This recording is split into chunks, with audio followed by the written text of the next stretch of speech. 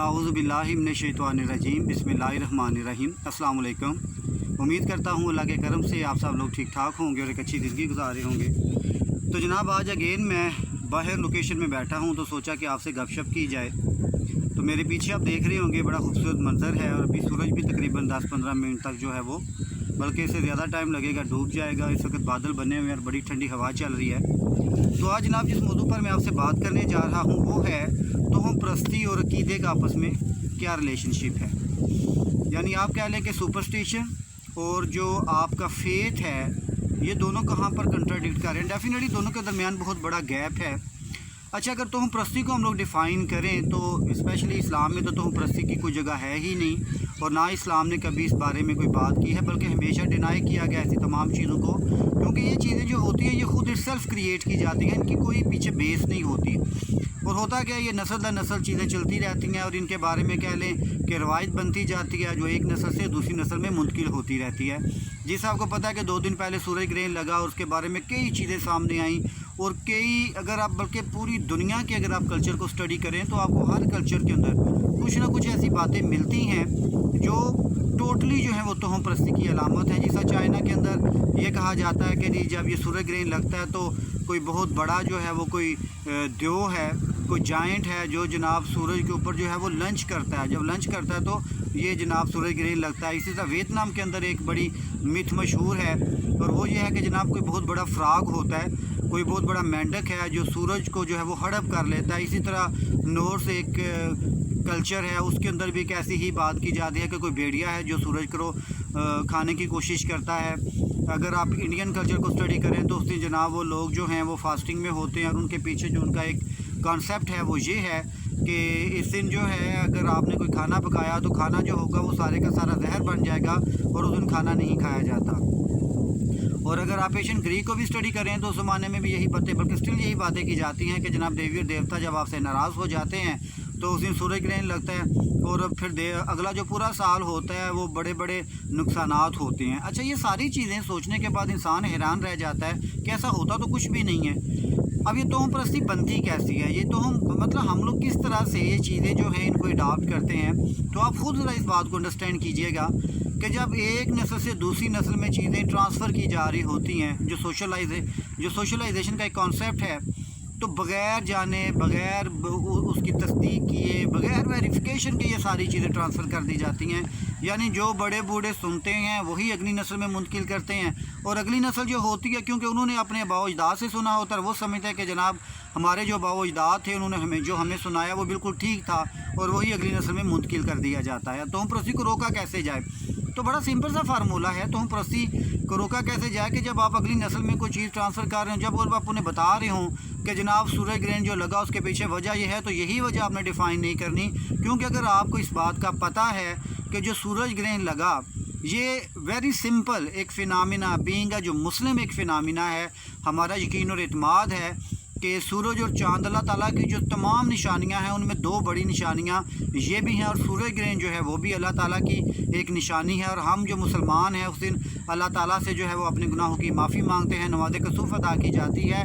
और ये भी हम लोग मानते हैं कि सूरज और चाँद जो अल्लाह ताला ने उनको जो महवर दे दिया उसी के ऊपर घूम रहे हैं, उसे वो अपने मदार से वो बाहर नहीं जा सकते।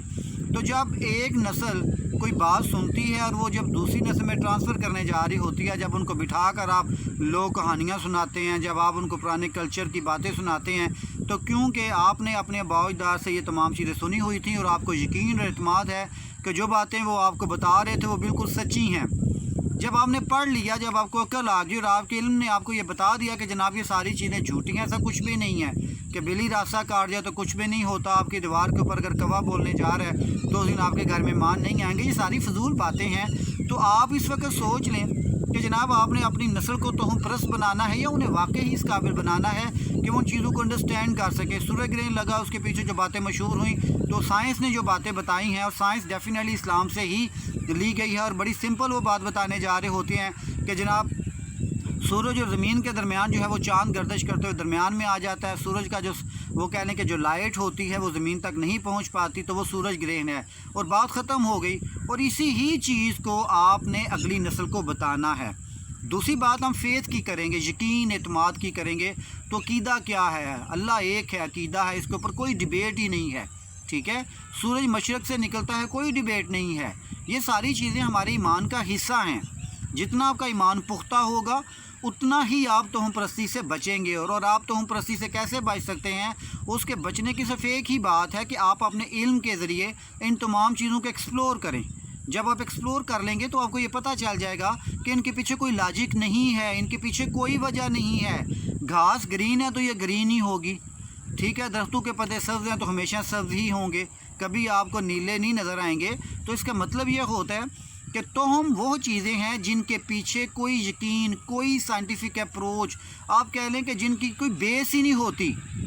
از اٹ پاسبل کہ ہم ایک دیوار بنائیں اور اس کی بنیادیں نہ ہو اور ہم کہ ہاں جی بالکل ایسا تھا، میں فلاں جگہ پہ گیا، اب ہوا کہ آپ نے ایک بندے سے یہ بات سنی، اب آپ اس کا کیا کرتے؟ کیا اگنور نہیں کر پاتے؟ جناب آپ کے دادا جی سنا رہے ہیں اور آپ اپنے دادا جی کی باتوں کو اگنور اس لیے نہیں کرتے کہ انہوں نے تو کبھی جناب آپ سے جھوٹ بولا ہی نہیں ہے.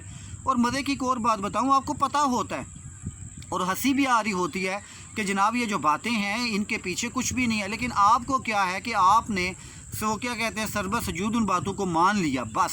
کیونکہ سنانے والے کون ہیں آپ اس کو سوچ رہے ہوتے ہیں اور آپ یہ نہیں دیکھتے کہ سنانے والا جو ہے وہ کئی چیزیں ایگزیجریٹ کر رہا ہے، بڑھا رہا ہے. اور یہ اس سے کیا ہوتا ہے کہ اس سے آپ کا ایمان جو ہوتا ہے وہ کمزور ہونا شروع ہو جاتا ہے.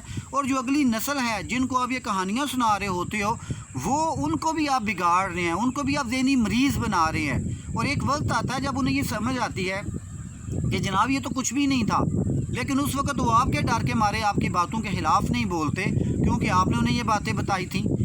تو ہمیں کرنا کیا ہے؟ ہمیں یہی کرنا ہے کہ جو چیز ہم بتا رہے ہوں ہمارے پاس اس چیز کے بارے میں ثبوت ہونا چاہیے. ثبوت ہے، دیٹس ویری گڈ. اور آپ کو خود پجا ہوتا ہے یہ ساری لاجیکل چیزیں ہوتی ہیں، بے بنیاد ہوتی ہیں، ان کی کوئی بیس نہیں ہوتی.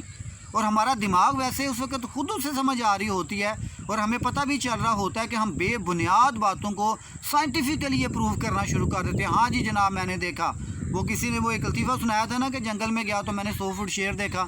تو کسی نے کہا یار اتنی بڑی مت چھوڑا کرو. تو اس نے کہا جب بھی کبھی میں ایسی بات کروں تو تم کھانسی کر دیا کرنا. تو اس نے کہا جی کسی جگہ بیٹھا ہوا میں نے 100 فٹ شیر دیکھا، بندے نے کھانسی کی. پھر اس نے کہا میں نے 60 فٹ دیکھا، اس نے پھر کھانسی کر دی. یعنی اسے بتا دیا کہ ہاتھ آہستہ رکھو. تو اسی طرح کرتے کرتے کرتے اس نے کہا جی میں نے 20 فٹ لمبا شیر دیکھا. تو اس نے پھر کھانسی کی. تو اس نے کہا ہوں تو جو جتنی مرضی یا کھانسی کر لے ہوں میں شیر نہیں کٹانا. تو شیر کو کم کریں، جو اس کی ایکچوئل سچویشن ہے، جو اس کی ایکچوئل لینتھ ہے وہی ڈیفائن کریں. سب کو پتہ ہے کہ 6-7 فٹ تو مانا جا سکتا ہے، 60 فٹ لمبا شیر نہیں ہوتا. تو اپنے عقیدے کو مضبوط کریں، اپنے یقین کو مضبوط کریں. تو یقین اور عقیدہ کیسے مضبوط ہوتا ہے وہ ہم سب کو پتہ ہے، وہ ہمارا علم ہمیں بتاتا ہے. جب آپ نے پڑھ لیا لا الہ الا اللہ محمد رسول اللہ تو اس کے بعد کوئی گنجائش ہی نہیں بکتی، کوئی ڈیبیٹ ہی نہیں ہوتی. تو کوشش کریں جو باتیں آپ اگلی نسل کو بتا رہے ہیں، بینگ اے ٹیچر جو آپ اسٹوڈنٹس کو بتا رہے ہیں، بینگ اے پیرنٹس جو آپ اپنے بچوں کو بتا رہے ہیں، آپ ان کو پہلے سے خود بھی ویریفائی کر لیں. جب آپ ویریفائی کر لیں گے تو پھر آپ کو ان کے سامنے کبھی شرمندگی کا سامنا نہیں کرنا پڑے گا.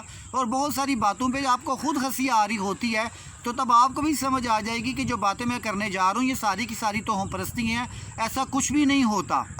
ٹھیک ہے، تو ویلڈ بات کریں، ریلائبل بات کریں، ٹو دی پوائنٹ بات کریں، ثبوت کے ساتھ کریں. جس دن آپ ثبوت کے ساتھ باتیں کرنا شروع کر دیں گے اس دن توہم پرستی ختم ہو جائے گی. عقیدے کا مضبوط رکھیں، اللہ پہ یقین اور اعتماد رکھیں، انشاءاللہ تعالی آپ توہم پرستی سے بچ جائیں گے. امید کرتا ہوں آج کی جو یہ ڈیبیٹ ہے، جو ڈسکشن ہے، یہ آپ کو پسند آئی ہوگی. کائنڈلی اس کے بارے میں کمنٹس ضرور دیجیے گا. اللہ تعالیٰ آپ کا حامی و ناصر ہو. اللہ حافظ.